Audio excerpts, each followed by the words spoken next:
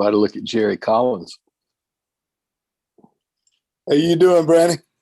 Good. Got double-fisted laptops there. Oh, hey.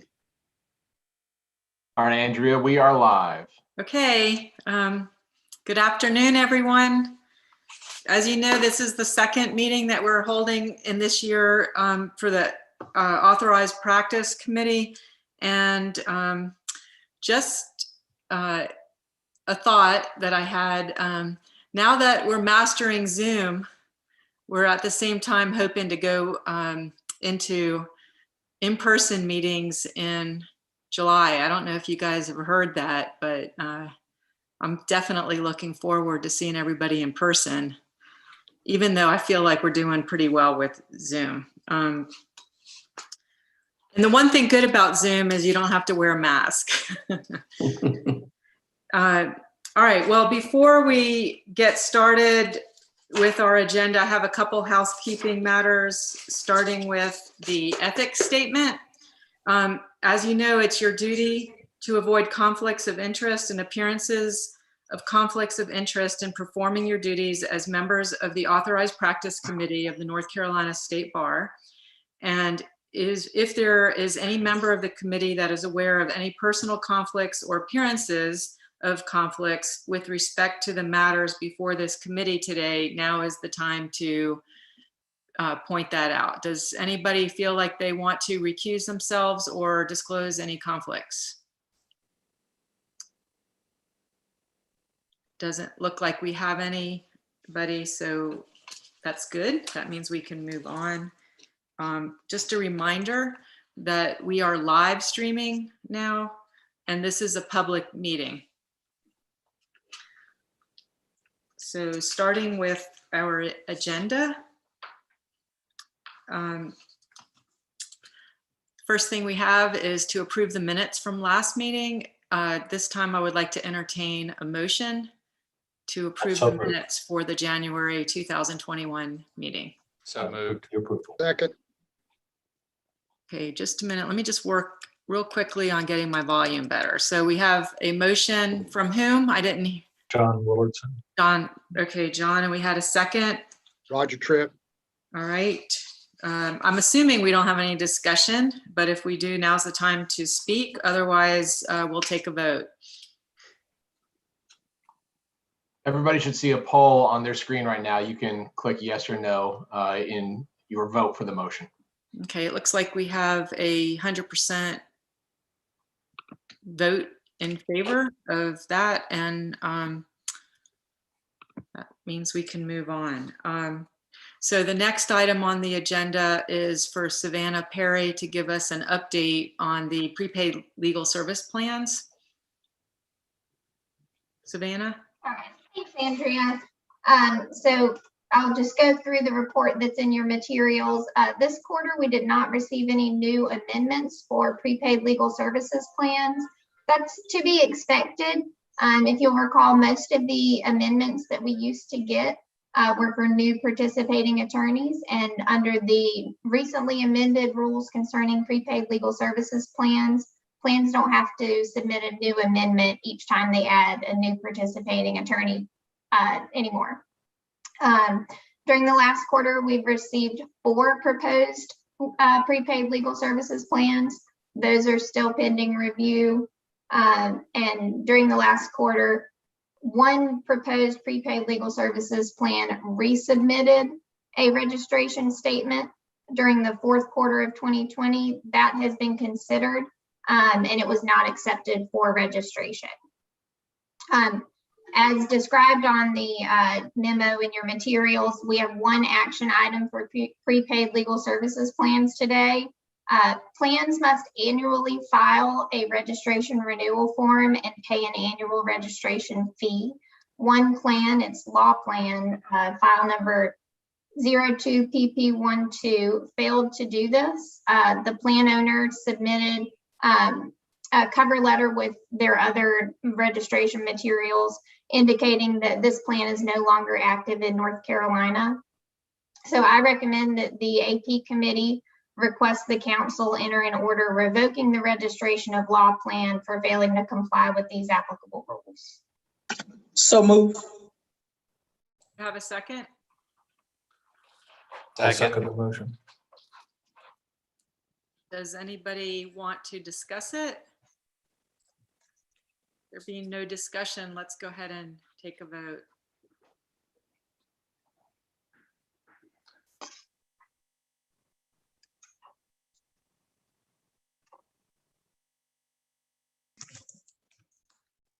It looks to be unanimous in favor of the motion. Savannah, while we have you highlighted, I would like to ask you to give us a brief report on this subcommittee that has been recently formed, just to let the members of the committee know that it exists and what they're looking at. Sure. So during the course of our kind of revamping the rules concerning prepaid legal services plans, we had an original subcommittee of Ligon Bundy, Jerry Collins, and Andrea Capua. And during the course of its work, we recognized 4 issues that also needed to be addressed, but were outside of the scope of what that subcommittee had been asked to do. Those issues are: should a lawyer be permitted to own a prepaid legal services plan? Should a prepaid legal services plan be permitted to operate a lawyer referral service? What fees should the council set for initial and annual registrations of prepaid legal services plans? And what timetable should the council set for the Office of Counsel to act upon applications for initial registration, amendments to existing prepaid legal services plans, and applications for annual renewal? There's a new subcommittee that's been formed to study these 4 issues. It's being chaired by Jerry Collins, and the other 4 members are Fred Morlock, Takia Lewis, Alan LaCroix, and Stuart Poisson. Our first meeting is going to be on April the 22nd at 2 p.m. and we look forward to working together on these. Okay, thank you. Fred, was that just a thumbs up kind of wave, or did you want to say something? Okay. You're on mute, so I can't hear you.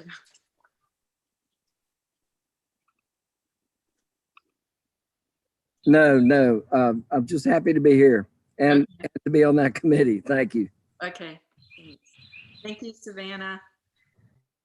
All right, well, the next issue that we have to deal with on the agenda is going over the 2 cases. We have Valerie Arroyo, which is on the discussion agenda, and we have Brett Allen Fox that's on the discussion agenda.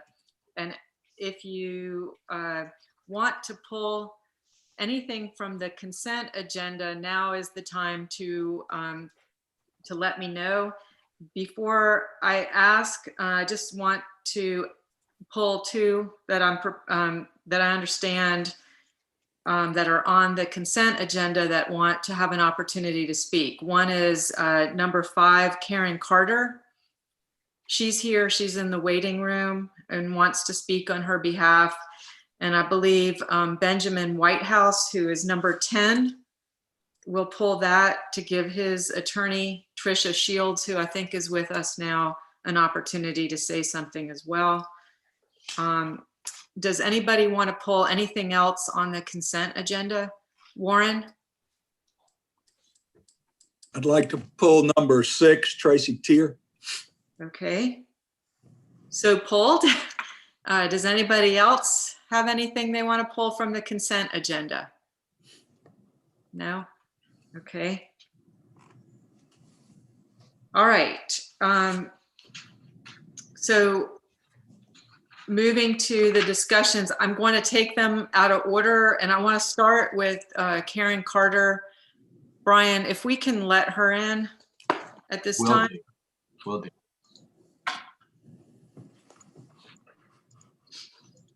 Do I need to admit her? I've admitted her. Yeah. I think she's joining right now.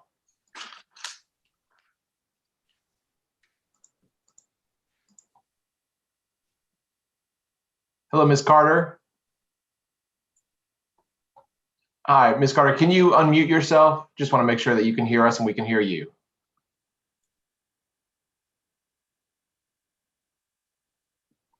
Hang on, I've got to get rid of my phone here. I was watching you guys.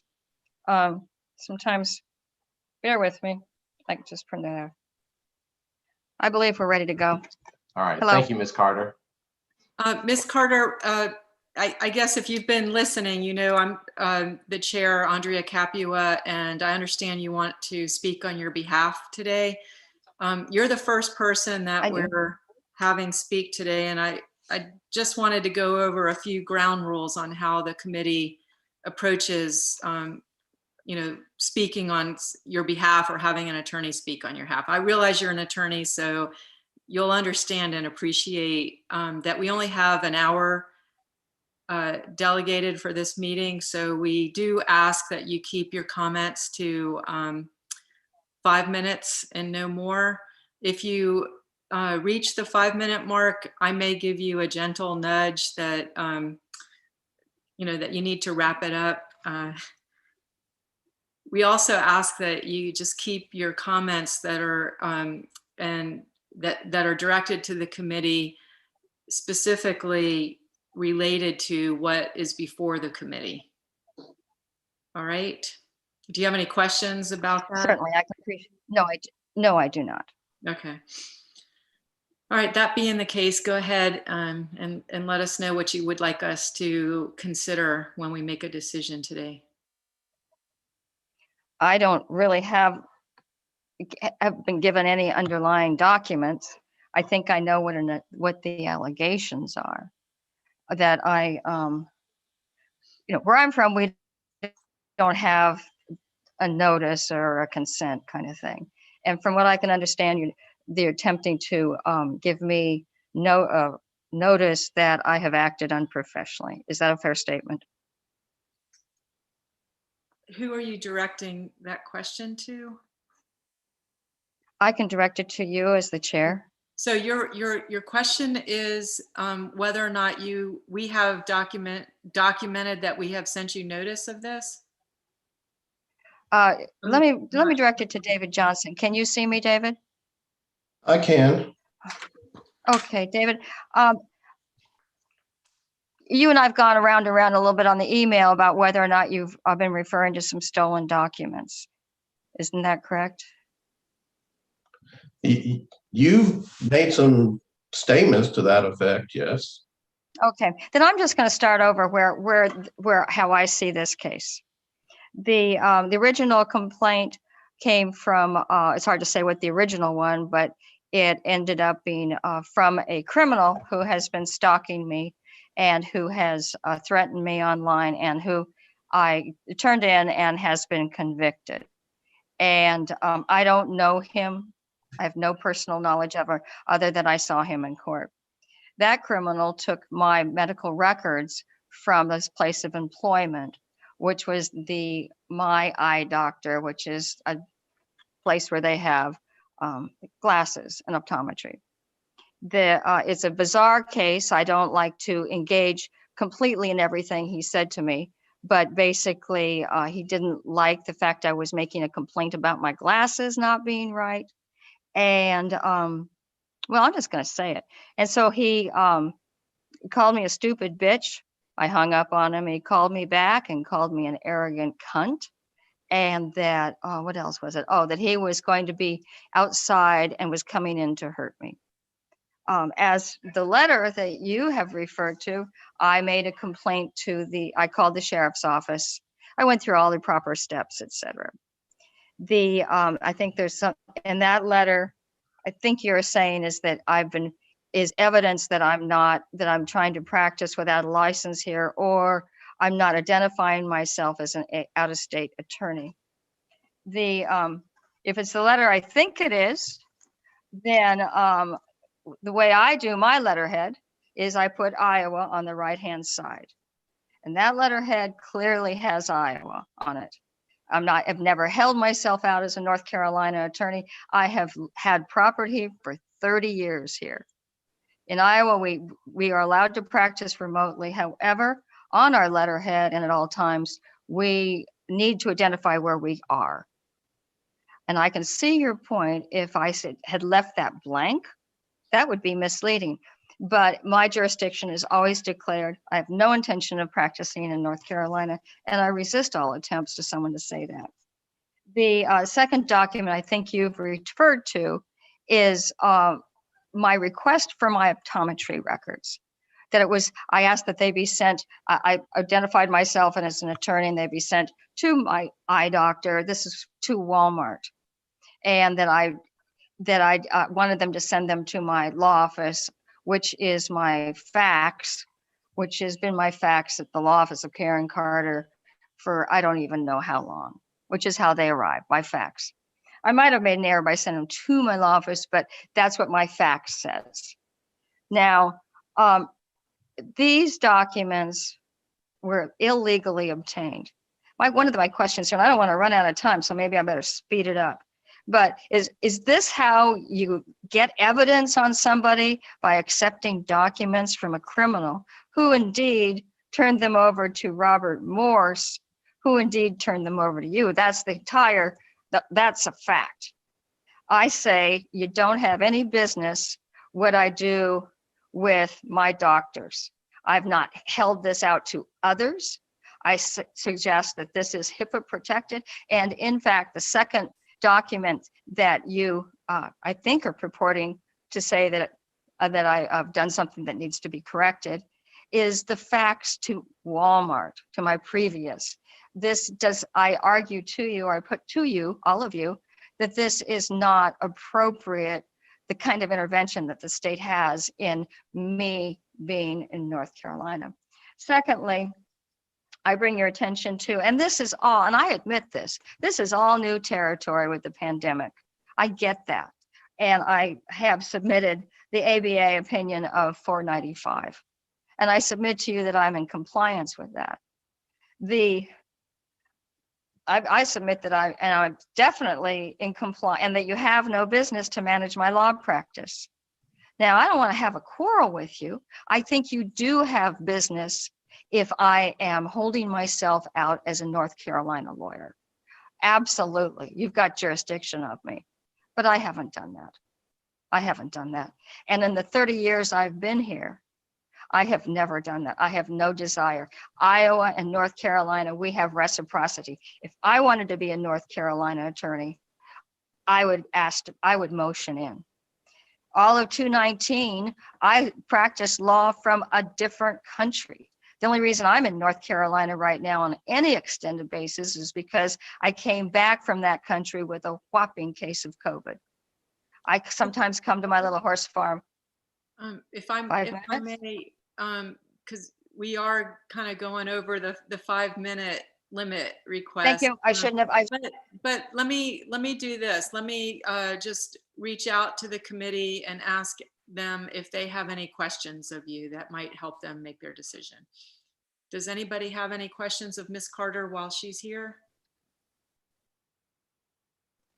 Doesn't look like anybody does.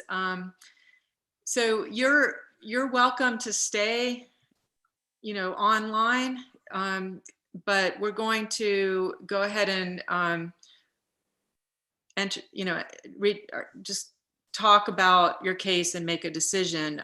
You're welcome to stay online. You're just at this point, if you want to make one more statement, you're willing, you're more than willing to, but we're going to move on.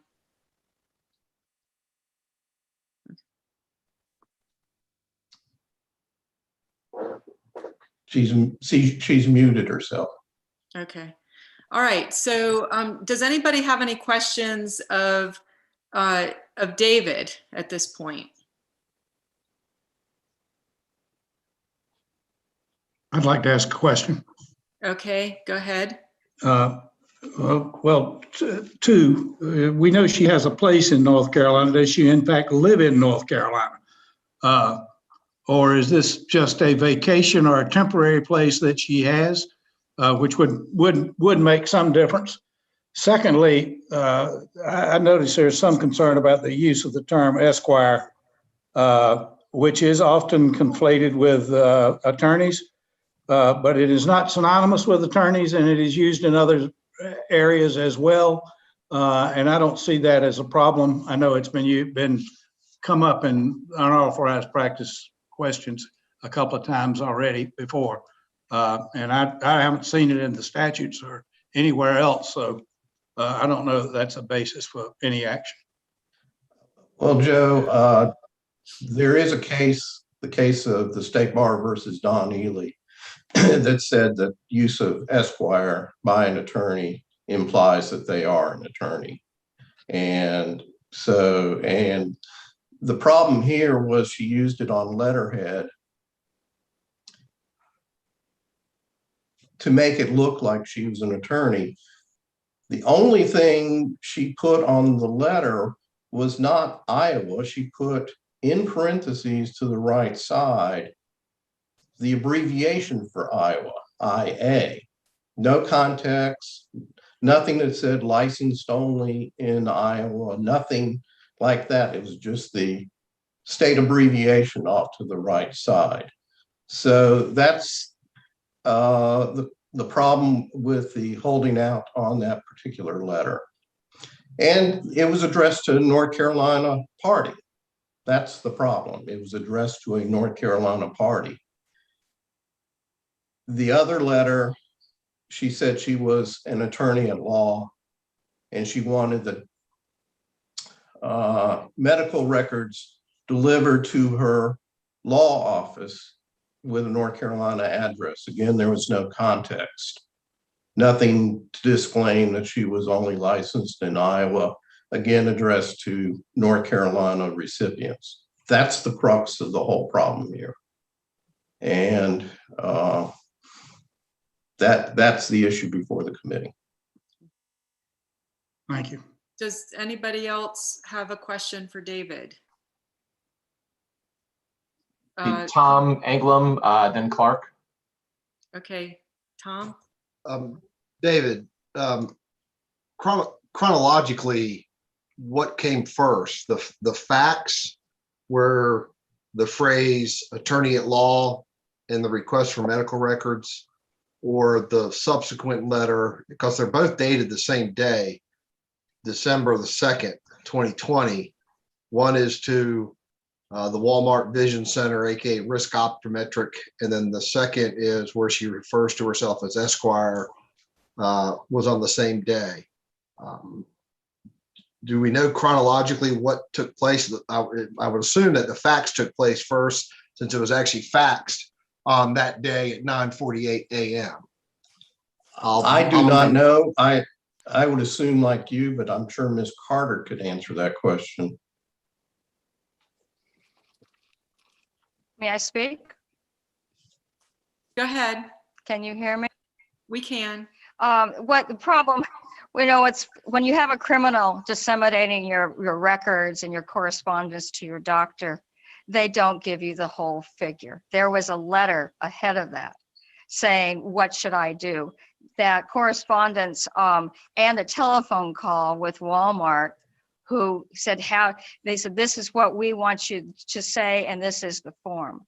So, when you're getting records from a criminal that wants to massage it and pull out certain things, it's unreliable. But to answer your question, the first letter simply said, I'm having a problem with my glasses. You're not allowing me to come in, stuff like that. Just a letter to my doctor. Then I had, wait a minute, that's not true. I've got to correct that because you've asked me a specific question. I think I sent the fax first because I wanted her to be able to compare my prescriptions. And then, or they were simultaneously, but I know that other letter is missing from Mr. Johnson. I'm not sure he was given it, in fairness to him.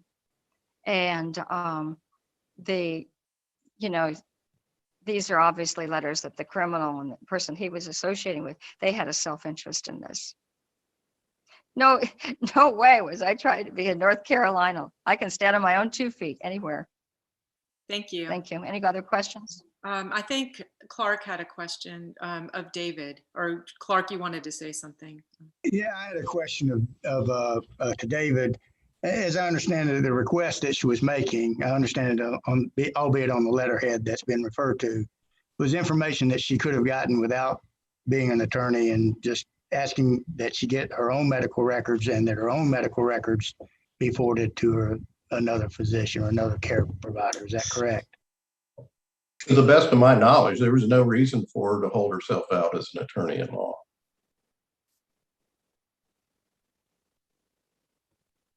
Lauren? I guess my question is, she is licensed in Iowa, right? Yes, she is. And she is an attorney at law. Yes, Okay. but not here.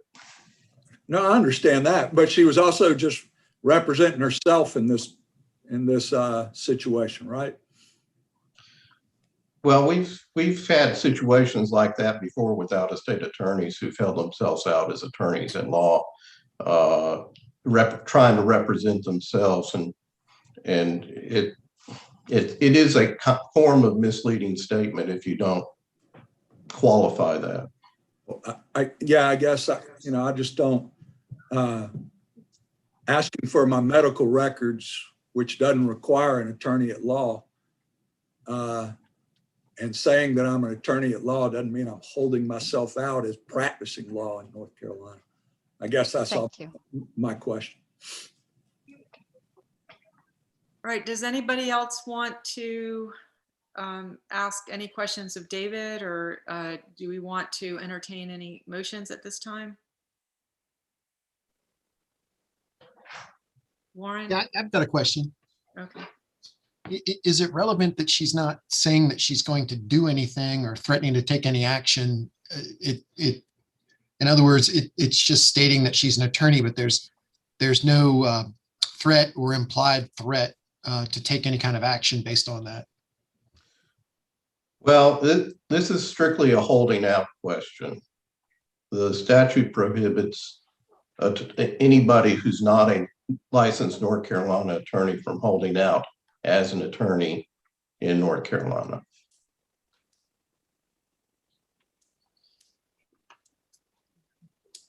Does anybody else want to make a comment or have a question of David? Okay. I'd make a motion to dismiss. I think this is de minimis. Okay, we have a motion to dismiss. Do we have a second? Second. We have a second. Does Second. anybody want to make a comment or discuss this? I'm not seeing anybody, so let's go ahead and vote. Tom has his hand raised, Andrea. Oh, I'm sorry, Tom. I'm sorry. I'm trying to I guess, look at everybody.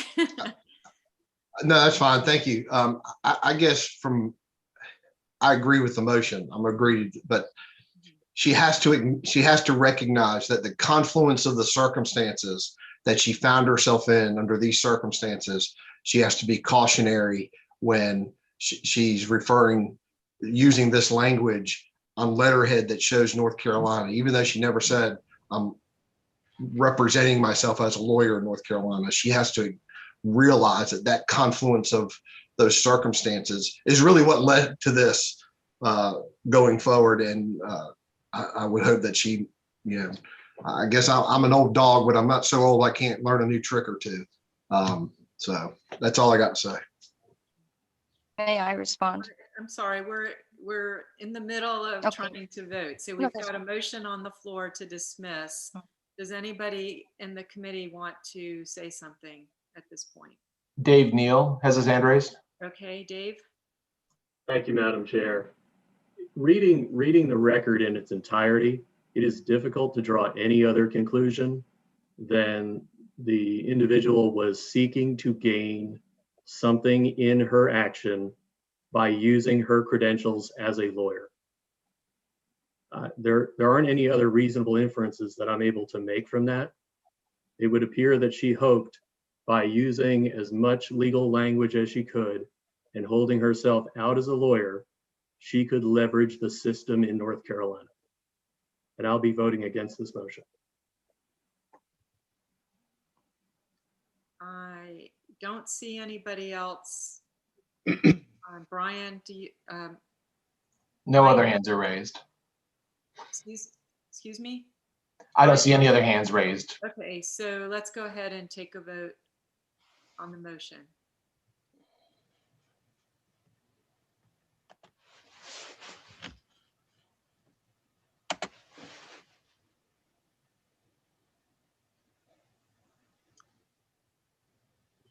All right, it looks like the motion passes. Yes, the motion passes 16-11. Thank you. All right.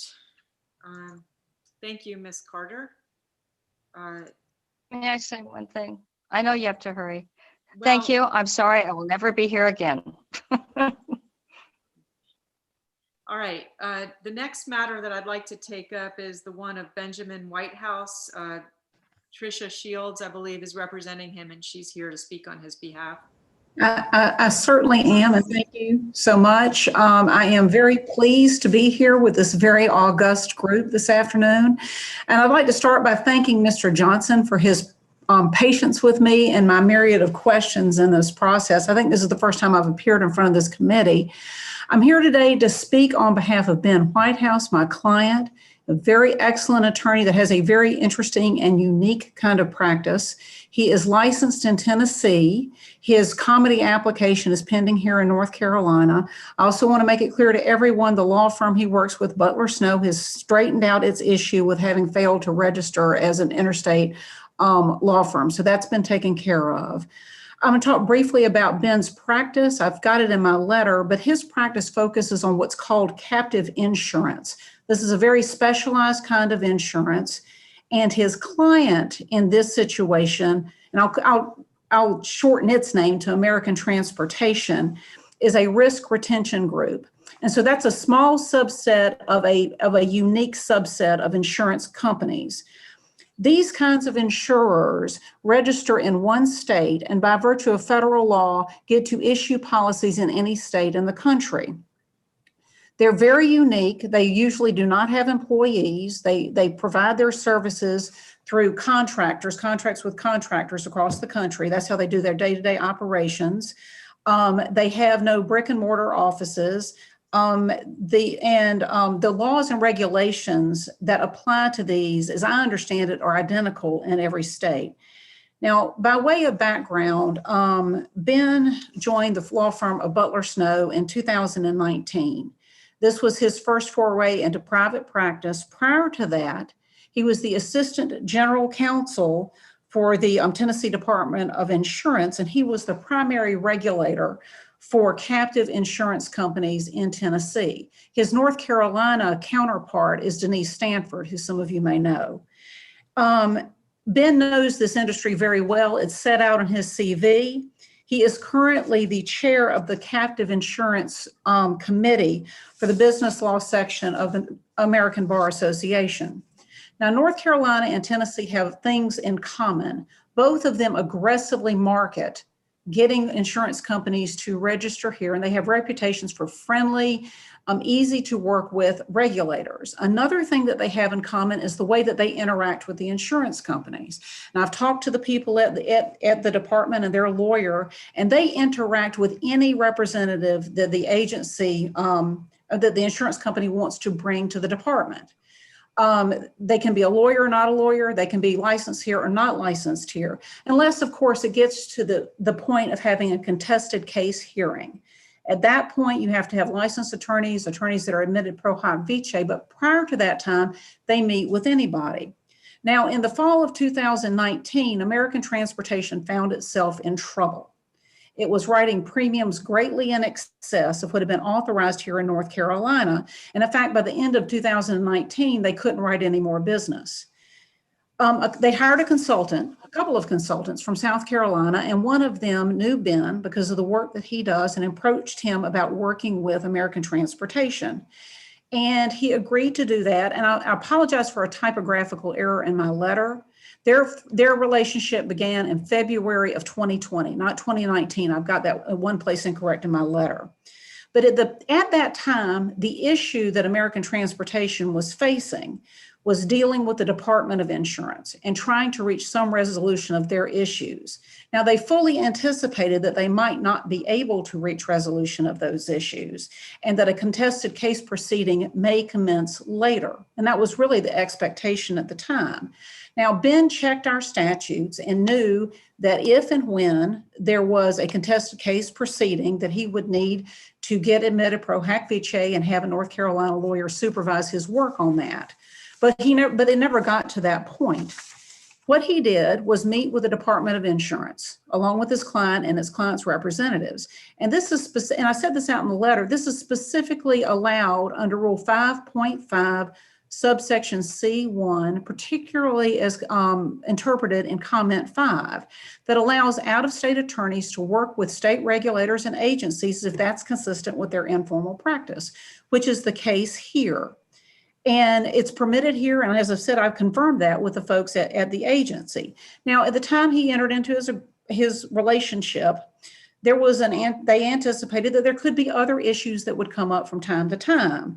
And that's set out in the agreement. They could have issues with reviewing contracts, with policies, with forms, with service providers. And of course, because they do business nationally, it could be any place in the country that this could occur.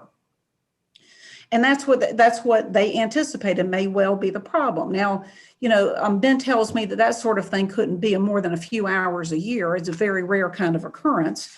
But what they wanted was somebody that could help them with that process. And so national companies, of course, often need general counsel to help them with issues that could come up at any place in the country. And they may or may not be in the position to hire someone in-house full-time. And of course, this company has no employees. Now, this is the way I read 84-5, that it takes that into account. Of course, corporations cannot practice law, right? But they can provide their own legal services to themselves, just not to people, unless they're law firms, not to people outside of the corporation. And subsection B acknowledges that an attorney can do that for a corporation, whether they're employed by the corporation or not. So those things, and I think some of the confusion here comes from maybe the language of the agreement. I think the language of the agreement would have been a bit more clear if Ben had specifically said, and of course, if we have an issue unique to any particular state, we will retain local counsel as needed. And it didn't say that. That's what he anticipated. And here in North Carolina, that's what he did. That's what they did. There's one piece outside of dealing with the Department of Insurance. There's litigation going on in North Carolina. And that's part of the letter that we were sent. Ben has had no involvement in that litigation. Butler Snow has an attorney, has several attorneys that are licensed in North Carolina, and two that live here full-time and have always lived here full-time. He had his partner in Wilmington, Scott Lewis, who some of you know, handle that litigation. Scott is the lead counsel in that litigation. He supervises two Tennessee attorneys. They were originally with Butler Snow. They're now with K&L Gates, and they're still handling that litigation. And as anybody that knows Scott Lewis knows, he is never going to be just an attorney in name only. Mr. Lewis, who I know well because I practiced with him, is going to be in charge of anything that he is in charge of. So that aspect of it has been handled properly, and the Tennessee lawyers have been admitted pro hac vice. So the firm and Ben intended, tried, meant, and I believe did comply with our laws, that he's not practiced in any way that's inappropriate here in North Carolina. But rather than fuss about it, worry about it, or anything else, he has applied to be admitted here in North Carolina, and that application is pending. Just a tiny bit of background about me. I do the kind of work you all are doing here for the Board of General Contractors. I deal with unlicensed practice for the Board of General Contractors, and I understand that y'all's obligation, what you're trying to do, is make sure the public is protected and to make sure that people that need to be licensed are licensed. And as I've said, I think that what he has done is appropriate, but he does not want to have any issue at all going forward concerning this client. And so his application is pending. So we would respectfully request that this be dismissed. Mr. Whitehouse understands what he needs to do and is doing what he needs to do and has tried very hard to do the appropriate thing at all turns. So thank you so much for hearing me out. Does anybody have any questions for Ms. Shields? Not seeing any. Thank you, Ms. Shields. Does anybody have any questions of David? I'm not seeing any. Would anybody like to entertain a motion? I will make a motion to dismiss the charge. A second. Got a motion and a second. Any discussion? Not seeing anybody wanting to make a comment on this. Let's go to a vote. Brian?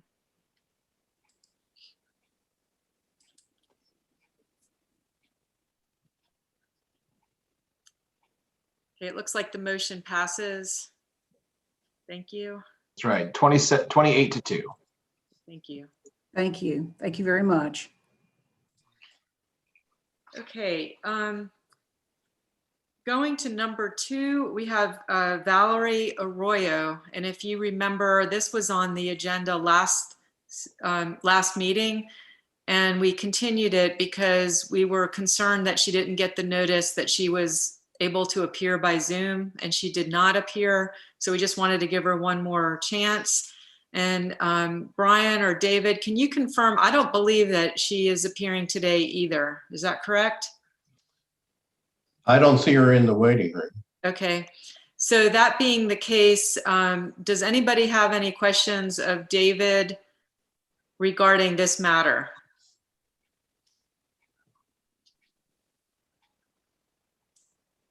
Okay, I'm not seeing that anybody has any questions or wants to discuss it. Does anybody want to make a motion? Oh, Tom, did you have something? Yeah, I guess my question is, the fact that, I just kind of get the feeling that no matter what we do, it's not going to stop this individual from doing what's being done. David, am I wrong there? I don't think you're wrong there. But is it worth the effort in your opinion? That's the problem I have, and I think that's the decision. It's, clearly she can represent herself and she can file the stuff on behalf of herself, and she has done so repeatedly in all kinds of forms. As I said in the report, the federal judge has put a gatekeeper order on her in the Western District, but she's still going to the state court. She filed stuff in the state court on behalf of one of these, I think her boyfriend, and the judge in that case prohibited her from speaking at that proceeding, which is really, other than the documents that she's filing with the tribunals, the presiding officer or judge is going to have to prohibit her from actually talking.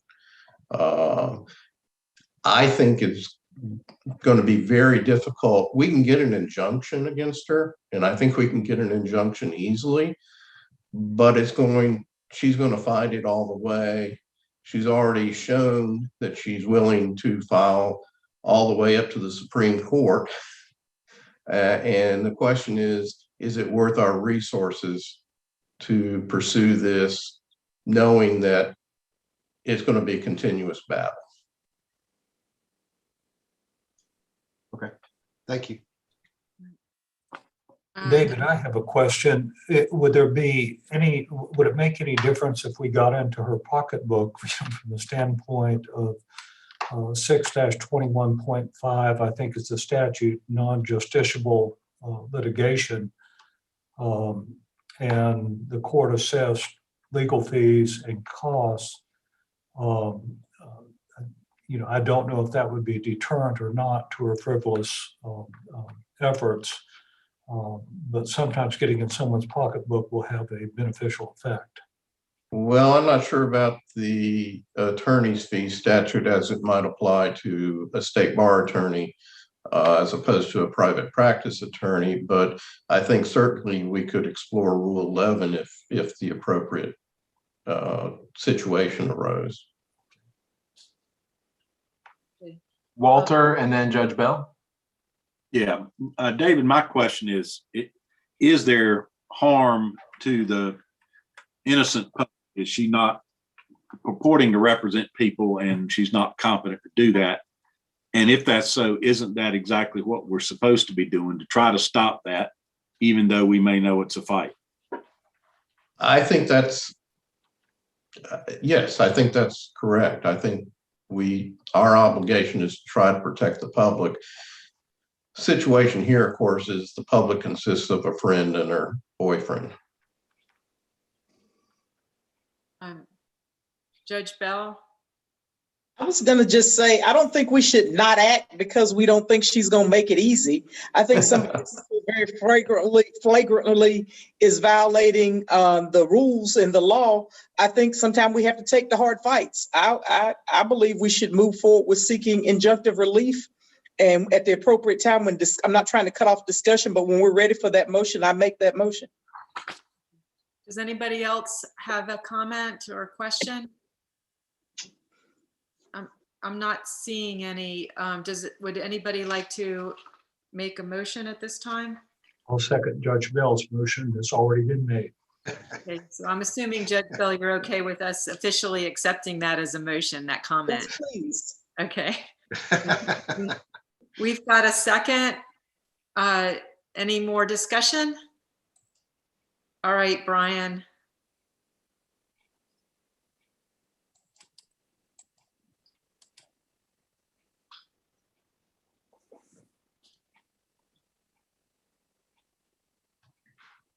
I believe it's fair to say that motion passes 27-1. Okay.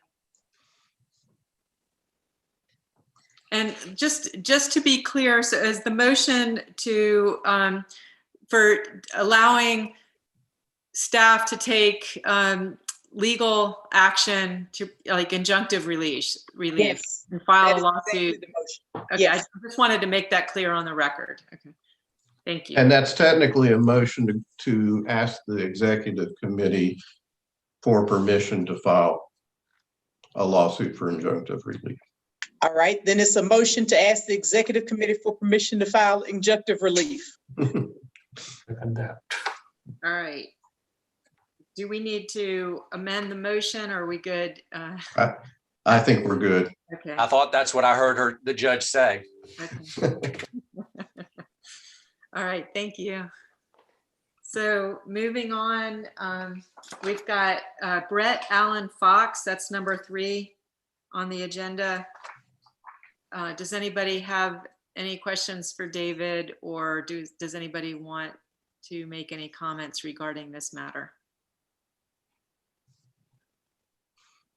I'm not seeing any. Would anybody like to make a motion? Oh, wait. I'd like to ask, did he in fact ever work with Smith Anderson? Or was that a falsification as well?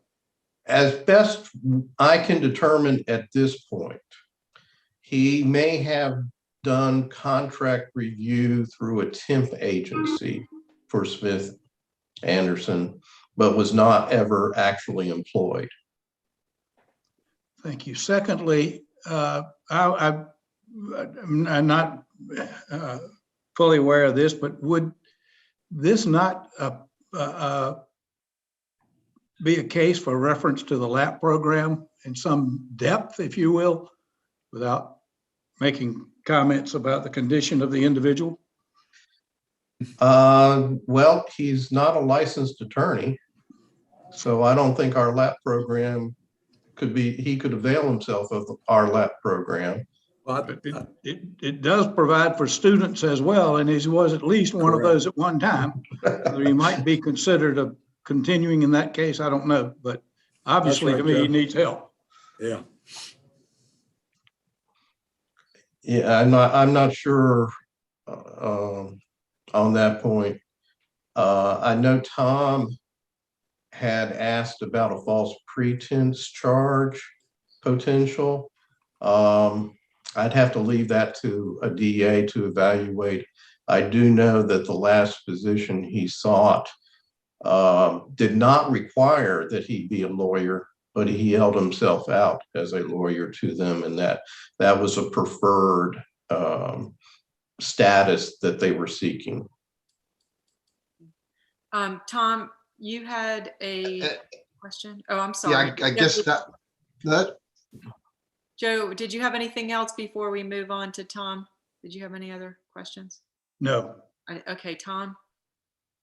Yeah, I guess that was kind of my question. And with the recommendation, I mean, obviously, and again, I haven't done many of these over the course of my short career, but is there anything keeping us from doing both? I mean, referring it to the district attorney, because if that firm that hired him relied upon that representation that he was a lawyer, then that is a material misrepresentation and basically is a felony. If some other factors are in play, obviously, and I know that's the district attorney's decision, but this is this guy's second time around, and I guess I'm worried that what if he does pass the bar? What kind of lawyer is he going to be at that point in time? And aren't we obligated to protect the citizens of North Carolina from a guy who's clearly blatantly has no compunction about behaving in this fashion in order to gain his benefits, so to speak? So is there anything keeping us from doing both, the injunctive relief and referring it to the district attorney for investigative purposes? No. What county would this be? That's a good question. The last employment situation, I believe, would be Durham County. There was an RTP company. Does anybody want to make a motion regarding this matter?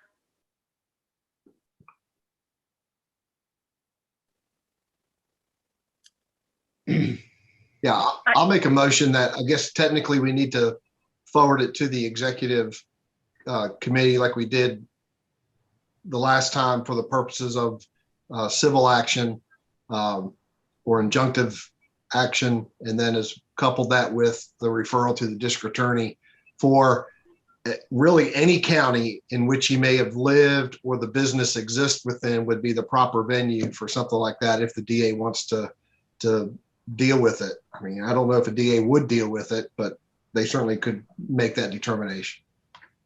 I'll second that motion. Have a second. So the motion on the floor is to refer it to the executive committee for permission for staff to pursue injunctive relief and to refer it to the DA of any county that might have jurisdiction over this matter. We have a motion and a second.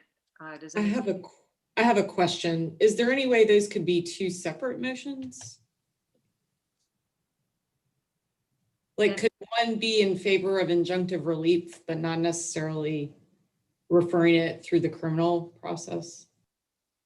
Well, we have this motion on the floor. We can vote on that. If it doesn't pass, then we can perhaps break it down. I'm okay with amending the motion. I'm okay with amending my motion just to seek the permission of executive counsel for injunctive relief, and then having a second motion if that's will suffice under the circumstances.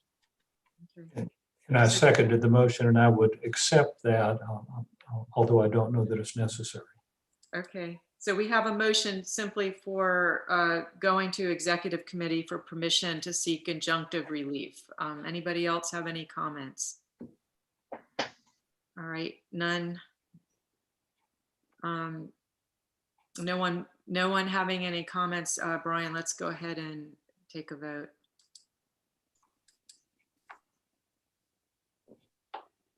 Looks like it is, the motion passes. Yes, that's unanimous. Okay, before going to the next matter, would anybody else like to make a motion in this matter? I'll make the second motion, then it be referred to the district attorney's office for any county that he resides in, or any county in which potential victim of his alleged fraudulent behavior may be residing. Okay. And the motion. We have a second, and anybody want to comment? I don't see any. Brian, let's take a vote.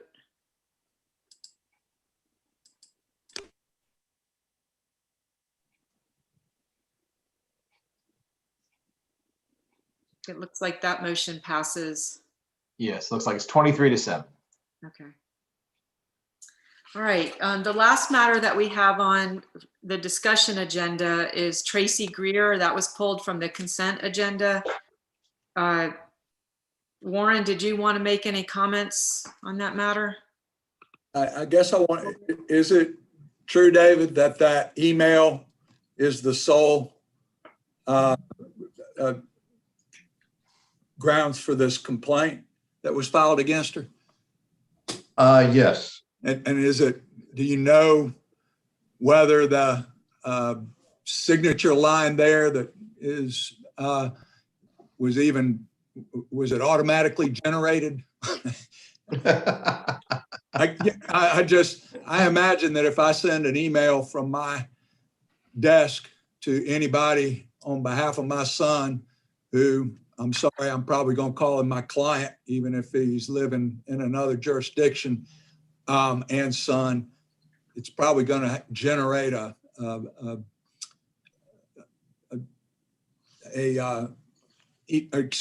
automatic signature line. And I don't see anything in there other than calling her a client that she's making any legal threats or otherwise just saying, stop bugging my mother.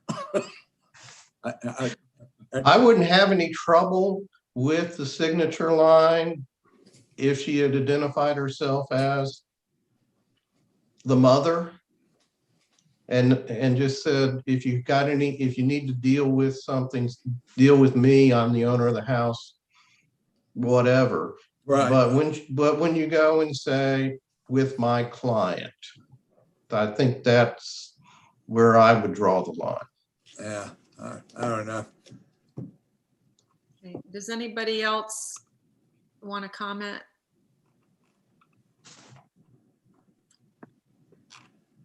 Would somebody like to make a motion? I'll move to dismiss. I'd like to move to dismiss. Okay, we have a motion to dismiss. Do we have a second? I'll second. All right, we've got a second. Any other discussion? No? Then Brian, can we have a, yeah, thank you.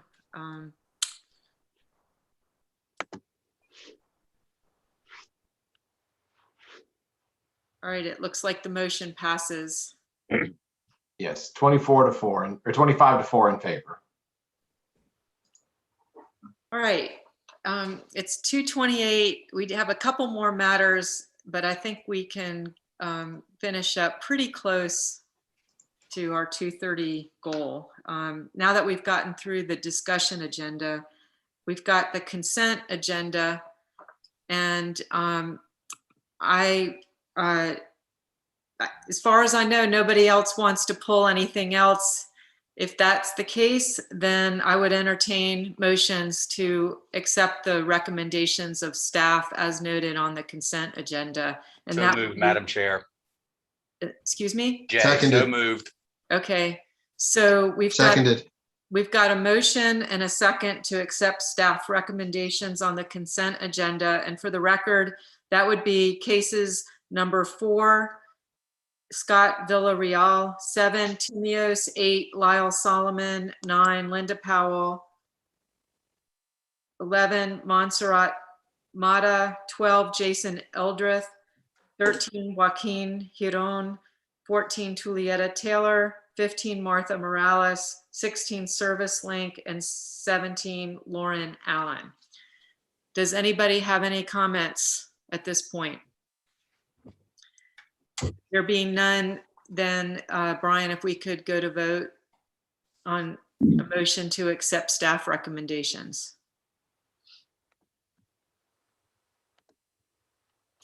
That Looks appears like- to be unanimous in favor. All right, thank you.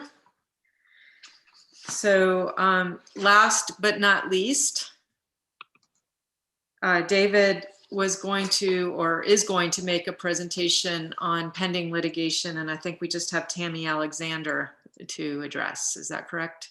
David? Yes, this quarter, we only have one pending litigation. That's Miss Alexander. There's not much to report other than she sent me a bizarre response to my discovery that claimed I was violating her Fourth Amendment right to prohibiting warrantless searches and seizures.